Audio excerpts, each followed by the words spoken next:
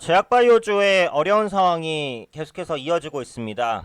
특히 이제 최근에 그 첨상법이 통과되면서 제약바이오주가 약간 살아나는 모멘텀을 가져가나라는 기대감이 소폭 있었으나 실제로 이제 신라젠이 팩사빅 리스크로 하한가로 진입을 하는 모습이 나타나면서 제약바이오주의 투자 심리가 다시 한번 악화되는 모습이 나타나고 있어요. 제약바이오주는 어쩔 수 없이 섹터의 분위기 영향을 많이 받습니다. 그래서 결국은 지금 제약바이오주에 대한 투자를 하시는 분들은 신라젠이 반등을 해야 돼요. 신라젠의 반등 시기가 나타나야 제약바이오주가 추세적으로 살아날 수 있으니까 그 부분은 참고하셔서 대응하시면 좋을 것 같고요. 일단 신라젠은 다 아시겠지만 그 팩사백의 임상 중단 소식이 있었습니다. 그러니까 결국은 이런 거예요. 그러니까 신라젠에 있어서 팩사백은 코오롱의 인보사, 셀트리온의 램시마 이런 것과 비슷합니다. 무슨 말이냐면 그 기업의 명운을 달리하는 신약이었단 말이에요. 리니지의 엔소프트의 리니지 이런 것과 사실은 거의 같은 개념이에요. 근데 실제로 이제 그 임상 중단에 대한 권고를 받았다는 이제 공시가 나온 상황입니다. 그렇기 때문에 현재 위치에서는 재생 가능성이 좀 적다라고 보시는 게 맞겠죠. 그래서 그 조기 종료되는 간암 인상 3상 같은 경우에 그 팩사백을 투여한 이후에 기존의 간암 1차 치료제 넥사바죠, 넥사바. 몇 번 설명을 드렸는데, 그래서 넥사바를 순차적으로 투여를 했을 때 생존율을 확인하는 방식이에요. 근데 넥사바 단독 투여 환자군과 비교를 했을 때 생존 기간을 늘리지는 못했어요. 그게 무슨 말이죠? 간암 임상 3상에서는 딱히 별다른 성과가 없었다는 거예요. 그러다 보니까 임상을 더 이상 진행시키기가 의미가 없다라는 부분이죠. 그러다 보니까 이제 임상에 대한 조기 중단을 결정을 한 것입니다. 그래서 이에 대한 그 실망감에 주가가 급락을 하다 보니까 결국은 이제 그 항상 이때까지 있어 왔던 대로 대표가 직접 이제 기대간담회를 열었어요. 그래서 팩사백 간암 임상 3상 중단이 된 이후에 계획에 대해서 발표를 했어요. 근데 일단 사측에서 그 발표한 내용들을 보면은 일단 지금 계속해서 이제 진행을 할 것으로 예상되는 부분은 기존 항암제와 팩사백을 병용하는 요법,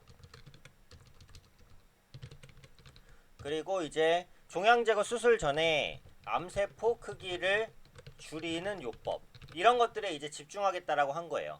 그러니까 이 팩사백의 임상 3상이 중단되기는 했지만 그렇다고 팩사백에 대한 연구나 이런 부분들을 완전히 끝내는 것이 아니라 다른 방법으로, 그러니까 기존의 이 간암 임상 3상 같은 경우에는 일단 사실상 실패를 했다고 볼 수밖에 없는데, 기존에 이제 항암제와 팩사백을 함께 투여하는 병용이라든지 지금 말씀드리는 종양 제거 수술 전에 암세포 크기를 줄이는 요법 등에 대해서는 꾸준하게 좀 연구를 하겠다라고 이제 신라젠이 창사 기본적으로는 이래 밝혔어요. 그렇기 때문에 이에 따른 기대감에 의해서 조금씩 이제 그 주가가 지지 모멘텀을 받아갈 수도 있겠으나, 현재는 가장 중요한 게 뭐예요? 신뢰라는 거죠. 신뢰.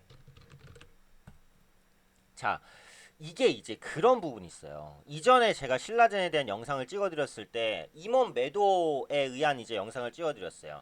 임원 매도가 이제 나오면서 주가가 한 차례 밀렸을 때, 그때 제가 이런 말을 했죠. 실제로 팩사백에 대한 성과가 부진하게 나오거나 뭔가 충격적으로 나쁜 결과가 나온다 라고 한다면 이 임원의 주식 매도를 조사해 볼 필요가 있습니다 라는 언급을 드렸어요. 근데 임원 매도가 있은 후에 정말 얼마 지나지 않아서 팩사백의 임상 실패 소식이 나온 걸로 봐서는 사실은 임원이 내부 정보를 이용하지 않았다고 보기가 또 어렵단 말이에요. 그러니까 이 부분에 대한 조사는 또 반드시 필요해요. 만약에 이번 임상 3상 실패 결과가 있기 전에 임원의 주식 매도가 없었다라고 한다면 신라젠의 주가 충격 물론 크죠.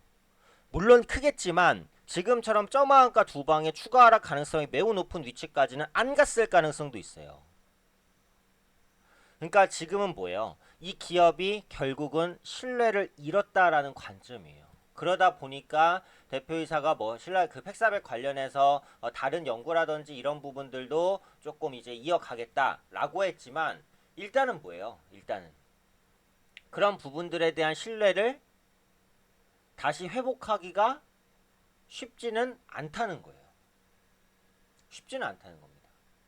그렇죠? 그래서 지금 신라젠 입장에서 어쨌든 모든 신약 개발이 실패는 아니다라고 하고 있어요. 신장암이라든지 면역 항암제 병용에 이제 집중하겠다라고 했는데 관련된 기사를 보시면은 이제 팩사백 면역 항암제 병용 투여 임상 진행 상황을 봤을 때는 신장암의 이제 리제네론, 대장암의 아스트라제네카 이거 많이 들어보셨을 것 같아요. 유방암의 머크, 이제 소화기암의 BMS, 팩사백 면역 항암제 병용 투여 임상 진행 상황입니다. 1상, 1, 2상, 그 다음에 2상 계획 중, 2상 계획 중. 그래서 팩사백 이후에도 이제 그 신약 개발이나 이런 부분들을 이어가겠다라고 했어요. 모든 신약 개발 실패는 아니다라고 사실은 축소를 하고 싶은데 어쨌든 시장이 기대했던 거는 이번 3상 결과였어요. 사실은 다른 거에는 크게 관심이 없었단 말이에요. 그러다 보니까 이 부분에 따른 충격에서 당분간은 벗어나기가 좀 어려워졌다라고 보시는 게 맞아요. 그에 앞서서 임원 주식 매도로 신뢰를 잃어버린 부분이 크다라는 거죠. 지금 신라젠 같은 경우 하한가에 있는 잔량이 꽤 많습니다. 네, 그렇기 때문에 지금 위치에 있어서는 오늘은 하한가가 풀리지 않을 가능성이 조금 더 높긴 해요. 근데 몰라요. 이게 이제 순식간에 먹혀질 수도 있는 거라서 주식의 절대적인 거라는 건 없습니다. 근데 지금 장 시작한 지 1시간 반 정도 지났는데 거래량 15만 주밖에는 안 돼요. 하한가에 담는 사람은 거의 없다는 거예요. 매물은 지금 1000만 주가 넘으니까 연속 하한가에 대한 가능성을 생각해 보시는 게 좋아요. 근데 이제 제 강의 영상에 보시면 이제 하한가에 주가를 팔면 안 되는 이유에 대해서 말씀을 드렸어요. 그러니까 지금은 하한가에 매도를 걸어놓은 건 의미는 없어요.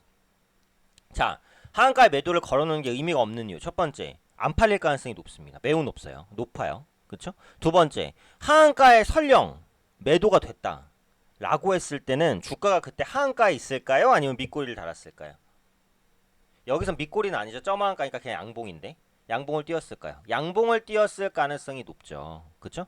그러니까 하한가가 갔을 때는 하한가에 걸어두는 건 아닙니다. 하한가가 풀릴 때 매도를 하는 게 좋다는 거죠. 그래서 어쨌든 그 임상이나 이런 부분이 완전히 실패한 건 아닌 거는 사실은 맞긴 맞아요. 근데 지금 시장이 주목했던 건 팩사백이고 신뢰를 잃은 부분이 크기 때문에 당분간은 이에 따른 충격이 더 있을 것으로 봅니다. 바닥을 잡으려면 조금 더 시간이 필요할 것으로 보여지고 있고요. 어쨌든 신라젠의 주가가 조금 바닥이 잡혀야 제약바이오주가 전체적으로 살아날 수 있으니까 지금은 어쩔 수 없이 제약바이오주도 계속해서 주의 관점으로 볼 수밖에는 없을 것 같아요. 그래서 앞으로 좀 신라젠이든 아니면 제약바이오 관련해서 추가적인 소식이 있으면 더 짚어드리도록 하겠고요. 신라젠에 대해서는 어쨌든 현재 신뢰를 잃은 부분이 굉장히 크기 때문에 하방 압력이 크다. 이 정도로 보시면 될 것 같습니다.